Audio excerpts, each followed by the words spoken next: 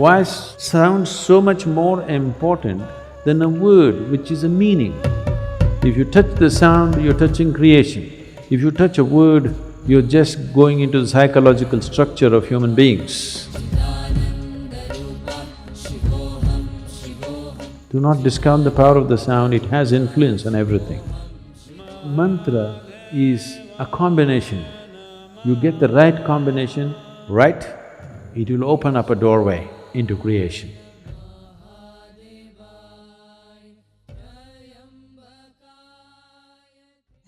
Yes. Is it okay to chant mantras without knowing the meaning? Mantras have no meaning. See, there are two dimensions to a mantra. Mantras are not supposed to have any meanings in the tradition. There are different types of mantras. Unfortunately, the mantras which are normally known, they have given them meanings so that people can involve. Because there are lots of idiotic people who cannot involve with anything that's meaningless. That is why they miss the sunrise, the sunset, the moon, the full moon, everything they miss because it's meaningless. What is the meaning of a full moon? There is no meaning, only if you're in love it means a lot. Otherwise, what is it? Nothing. It's not meaningful means it is not useful. So, all the idiots on the planet will do only meaningful things. Yes, because they have no intelligence to recognize life and the many facets of life.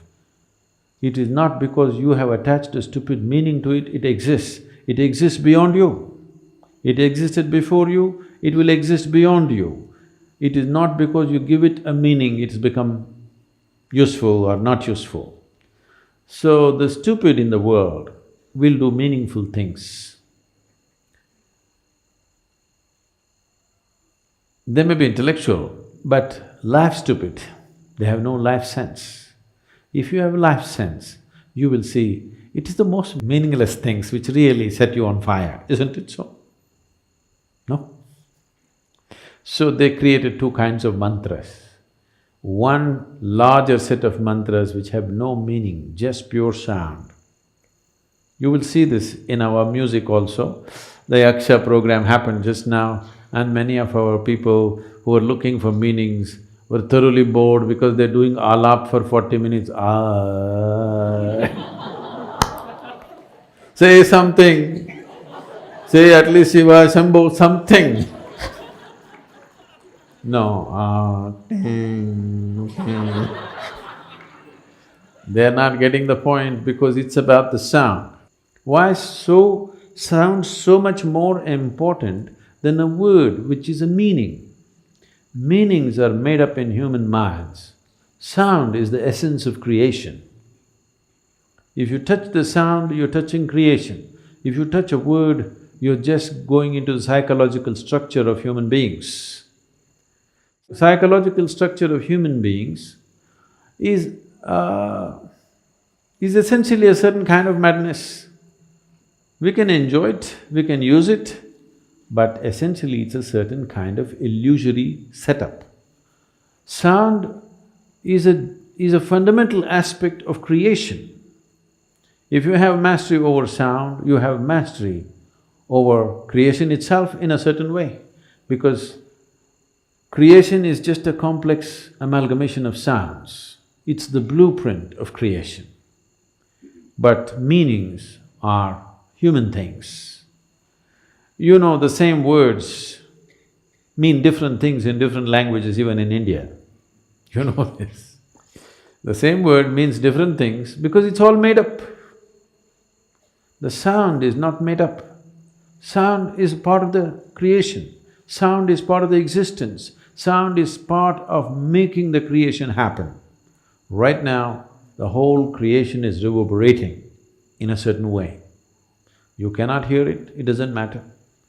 But the words and meanings are a human making. It is meaningful only as a conspiracy. When I say a conspiracy, do you hear what the cricket is saying? What is he saying? You don't know, but they're talking. They're also like you. Some of them are just making sound, just doing alap, just sound, simply enjoying the sound. Enjoying the creation in one sense means enjoying the sound of it. If you don't have a keenness to listen, if you don't have a keenness to pay attention, you cannot enjoy any aspect of creation, actually. You will only enjoy psychological patterns in your head. So this is the reason why most human beings want to speak, most of the time they want to be talking. Not because they have something to say, because they have to find meaning. Simply, either silence or sound, both are too overwhelming. That is why when we say spiritual process, first thing is silence. If you are psychologically very stable, you may say, okay, 30 days silence, 60 days silence. If you're psychologically fragile, we'll say, okay, 3 days.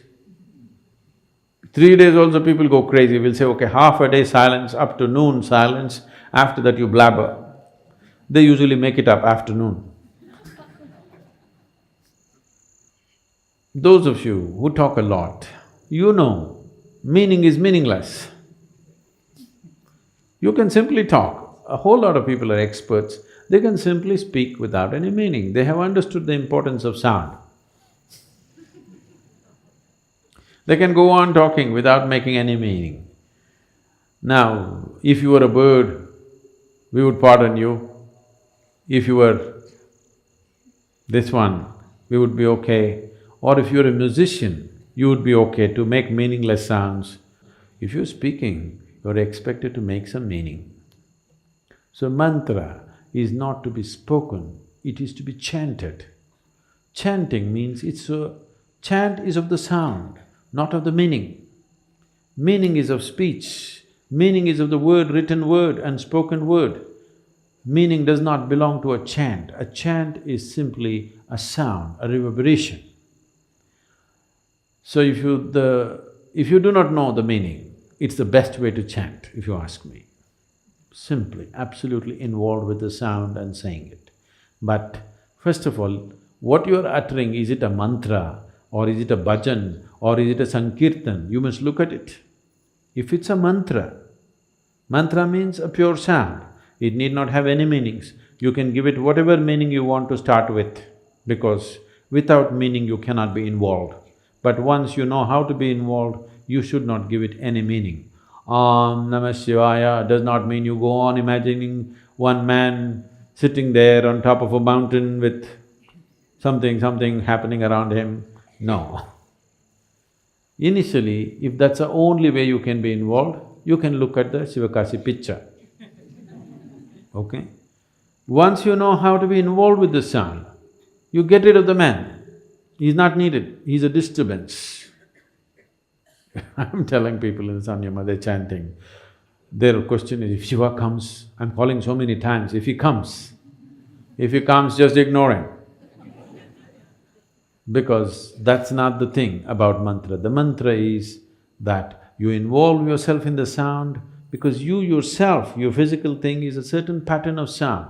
Right now you're trying to make yourself into a different pattern of sound, so that this sound becomes an access point to the larger sound which you call as the cosmos.